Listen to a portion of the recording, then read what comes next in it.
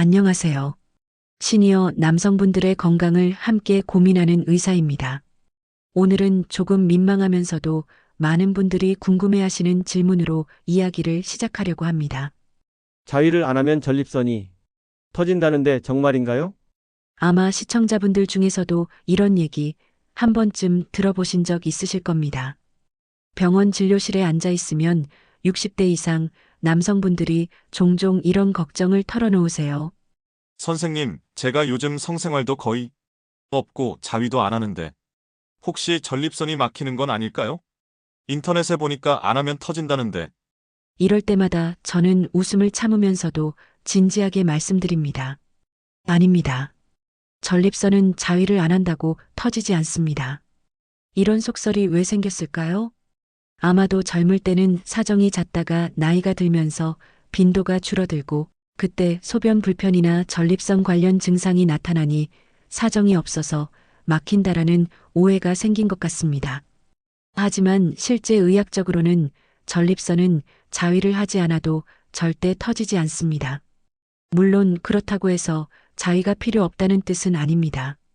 여기서 중요한 부분이 있죠. 적당한 사정은 전립선 건강에 도움이 된다는 사실입니다.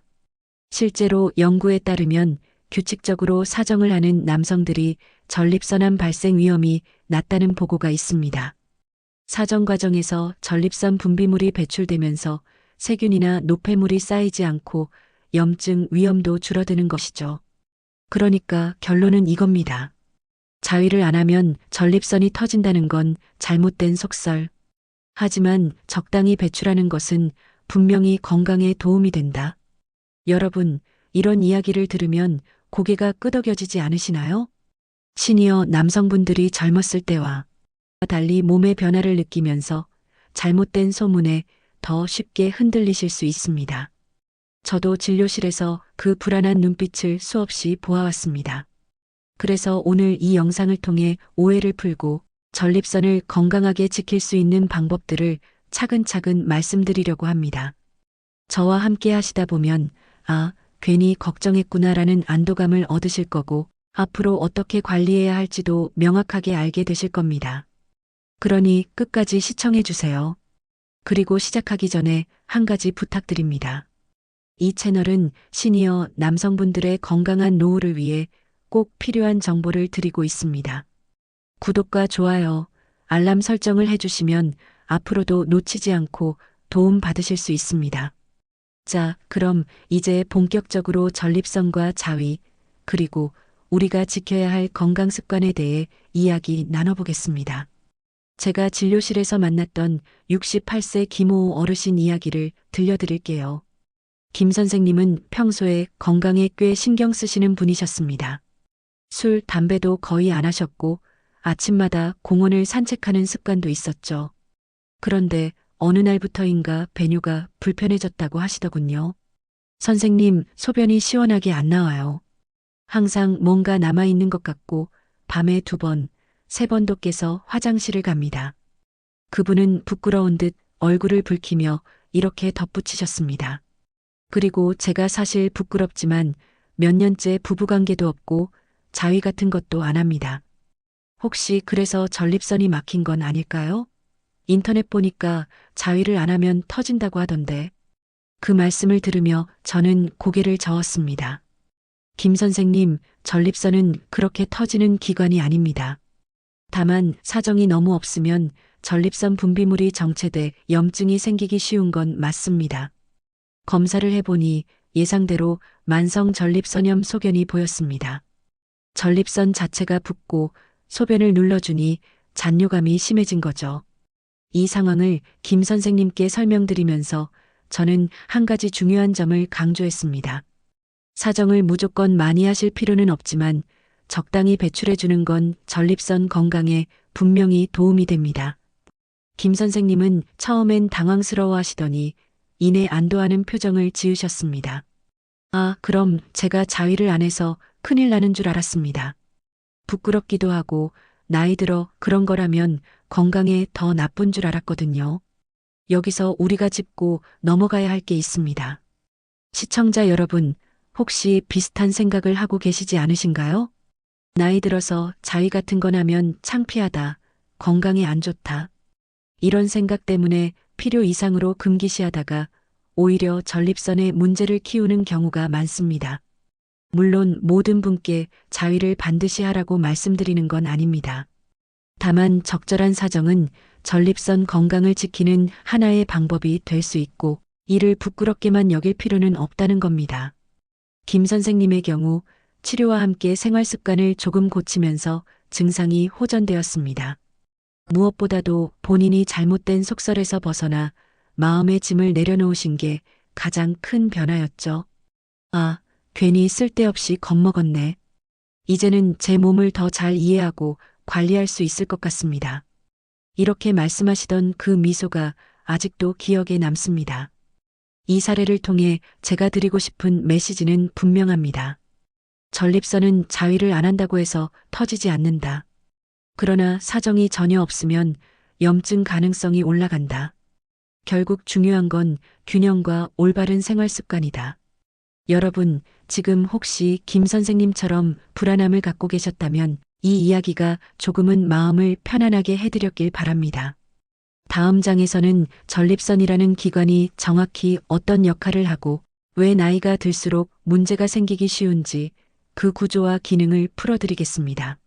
알고 나면 훨씬 더 이해가 쉽고 관리도 편해질 겁니다. 여러분, 전립선이 어떤 기관인지 정확히 알고 계신가요? 많은 분들이 그냥 소변 나오게 하는 기관 아니야? 하고 대충 알고 계시는데 사실 전립선은 우리 남성 건강에서 꽤 중요한 역할을 합니다. 전립선은 방광 바로 아래 요도를 둘러싸고 있는 밤톨만한 크기의 기관입니다. 젊을 때는 20지 정도로 작지만 나이가 들수록 조금씩 커집니다. 그래서 60대 이후부터 전립선 비대증이라는 말을 자주 듣게 되는 거죠. 그럼 전립선의 주된 역할은 무엇일까요? 첫째, 정액의 일부를 만드는 역할입니다. 전립선에서 분비되는 액체는 정자의 운동성을 높여주고 세균 감염으로부터 보호해주는 중요한 영양분을 제공합니다. 둘째, 배뇨 기능에 영향을 주는 기관입니다. 전립선이 요도를 감싸고 있기 때문에 전립선이 붓거나 커지면 소변 줄기가 가늘어지고 잔뇨감이 생기거나 밤에 화장실을 자주 가게 되는 증상이 나타납니다. 여기서 중요한 포인트가 있습니다.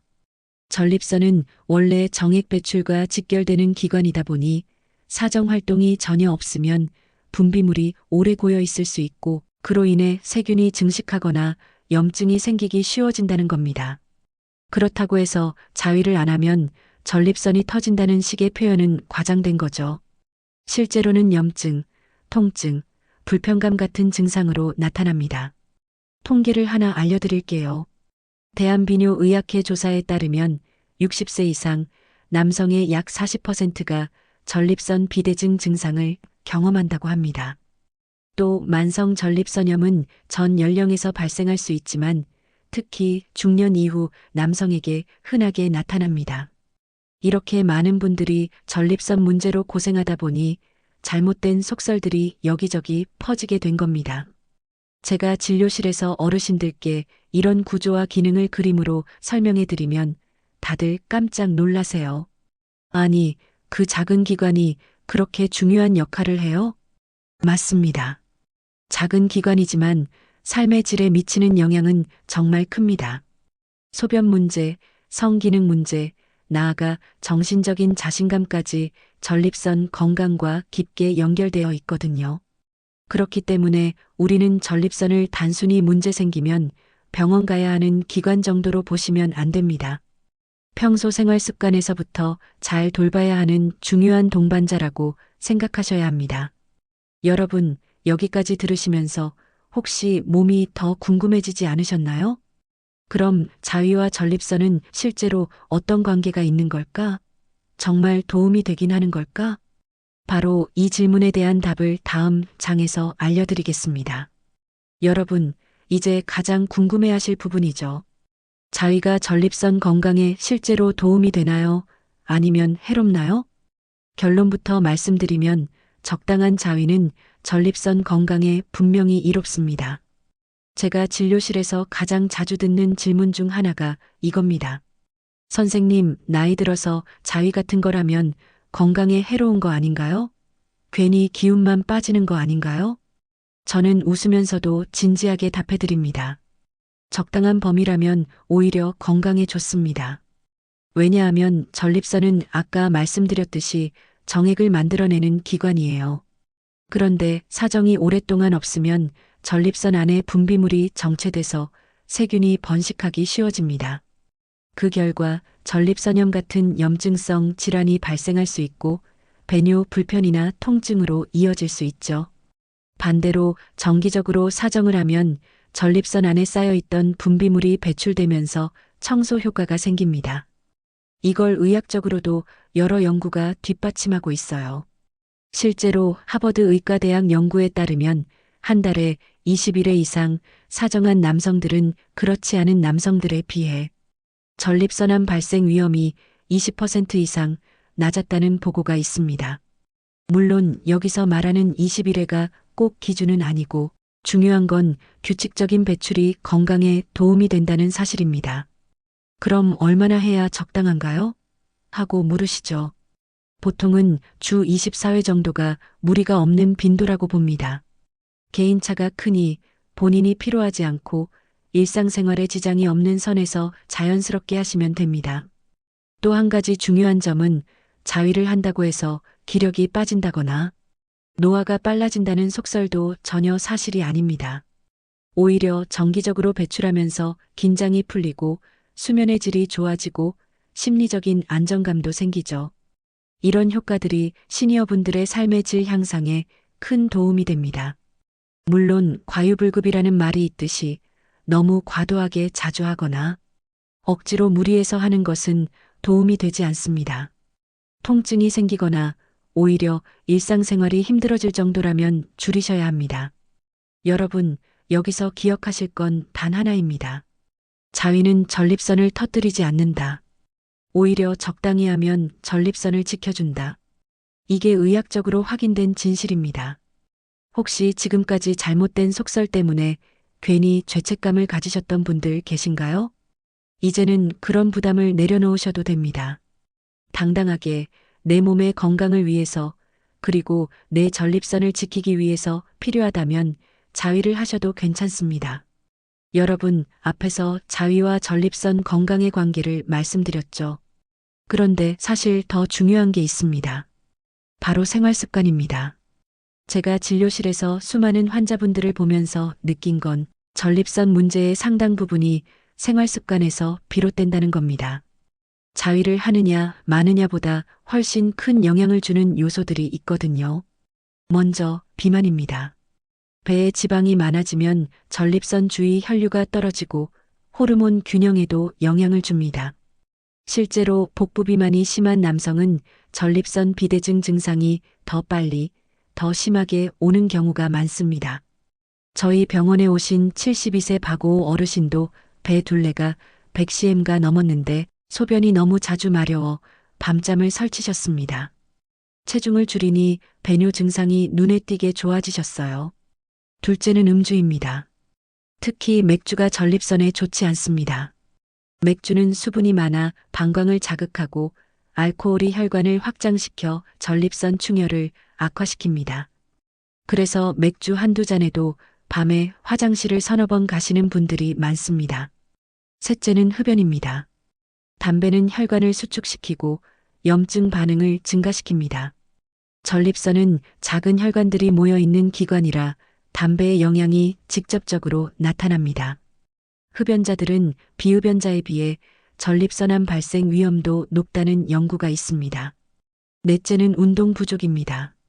하루 종일 앉아 계시는 분들은 골반 부위 혈류가 정체돼 전립선이 더 민감해집니다.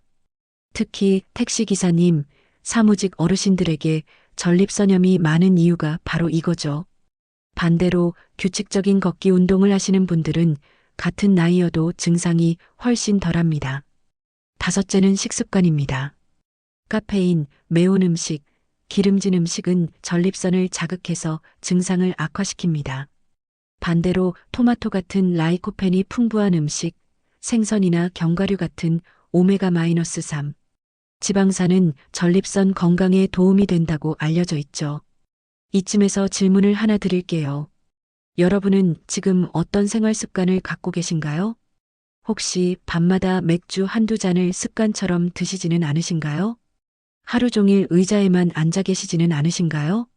그렇다면 자위를 하느냐 마느냐보다 이 습관을 바꾸는 게 전립선 건강에 훨씬 더 큰 영향을 줍니다.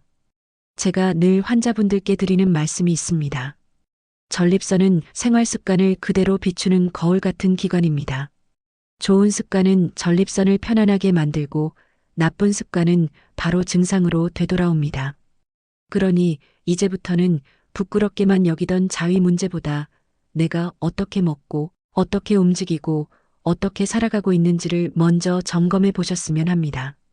그게 전립선 건강을 지키는 가장 큰 열쇠입니다.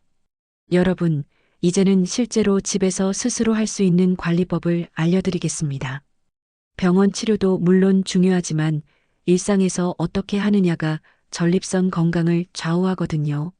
제가 환자분들께 늘 강조하는 3가지 자가 관리법이 있습니다. 첫 번째, 따뜻한 좌욕. 좌욕은 전립선 건강 관리의 기본이라고 해도 과언이 아닙니다.